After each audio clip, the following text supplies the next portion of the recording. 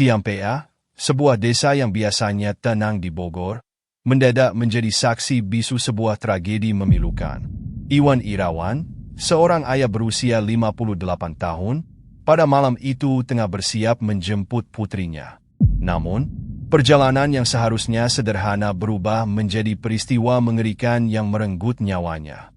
Malam yang tenang itu berakhir tragis, dan tak ada yang menyangka bahwa di balik semua itu, ada cerita penuh kepedihan dan dendam lama yang akhirnya pecah menjadi bencana. Persahabatan yang rusak oleh luka dan dendam. Iwan Irawan dan Sugandi, 57, dulunya bersahabat, dua orang pria yang pernah saling mempercayai satu sama lain. Namun, di balik persahabatan itu, tersembunyi dendam mendalam yang dipendam oleh Sugandi. Semua bermula dari permasalahan utang yang seakan sepele, 8 juta rupiah yang dipinjam Sugandi dari Iwan. Saat tiba waktunya untuk mengembalikan uang tersebut, hubungan keduanya mulai retak. Kata-kata yang diucapkan Iwan saat menagih utang mungkin terdengar kasar di telinga Sugandi. Kata-kata itu melukai hati Sugandi, menumpuk rasa sakit yang akhirnya memuncak menjadi niat buruk yang tak terelakkan. Bukannya menyelesaikan masalah dengan baik, Sugandi memilih jalan gelap. Ia tak mampu menahan amarah dan kebenciannya. Di benaknya, dendam yang membara itu harus dilampiaskan. Dalam keputusannya yang tergesa, Sugandi mulai merencanakan sesuatu yang mengerikan. Rencana yang disusun di balik kebencian. Dendam memang bisa membutakan, dan itulah yang terjadi pada Sugandi. Ia tidak hanya ingin melukai Iwan secara fisik, tetapi juga ingin menyakiti batinnya. Namun, Sugandi tak melakukannya sendirian. Ia merekrut dua orang pria lain, Ajum, 37, dan Rian, 28, yang dijanjikan uang sebesar 6 juta rupiah untuk membantu melancarkan aksinya. Dua orang ini, yang mungkin melihat kesempatan materi di tengah amarah Sugandi, menyetujui rencana gelap itu. Pada malam yang gelap, tanggal 30 September 2024, Sugandi, Ajum, dan Rian bersiap melaksanakan niat jahat mereka. Sebelum kejadian itu berlangsung, Sugandi memberikan alat tradisional yang biasa digunakan untuk menumbuk padi, kepada Ajum. Di situ, Sugandi menunjuk ke arah jalan, memberitahu bahwa Iwan baru saja keluar rumah mengendarai sepeda motornya. Di detik itu, tak ada lagi rasa pertemanan yang tersisa, yang ada hanya kebencian yang membara dan niat yang mengerikan. Kejadian malam yang menyedihkan. Iwan melaju di jalanan yang sepi, tanpa sedikit pun menyadari bahwa dua pria sudah mengejarnya dengan niat buruk. Mereka berhasil menyusulnya, dan di sanalah tragedi itu terjadi. Ajum mengangkat alu dan dengan tangan yang penuh kebencian, ia memukul kepala Iwan.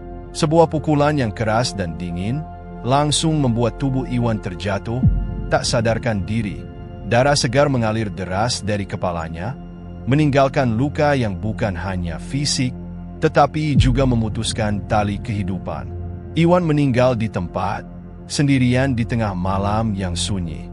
Seorang ayah yang seharusnya pulang untuk menjemput anaknya, malah harus menemui ajalnya dalam keadaan tragis. Peristiwa itu tak hanya menyayat hati keluarganya, tetapi juga menghancurkan hati banyak orang yang mendengar kisah ini. Harta yang direbut setelah nyawa direnggut.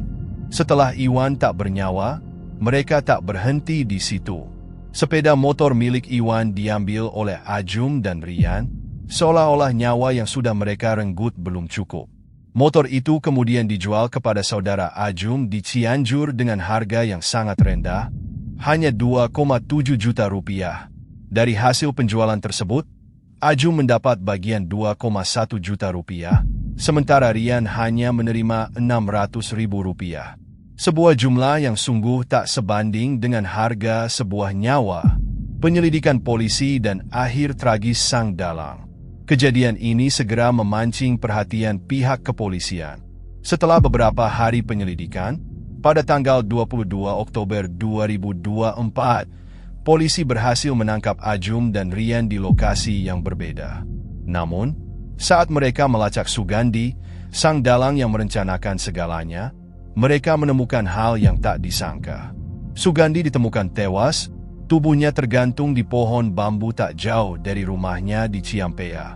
Pada 11 Oktober 2024, Sugandi memutuskan untuk mengakhiri hidupnya sendiri dengan cara yang tragis. Mungkin beban dosa yang terlalu berat, atau rasa takut menghadapi konsekuensi dari perbuatannya, membuat Sugandi memilih jalan terakhir yang penuh kepedihan.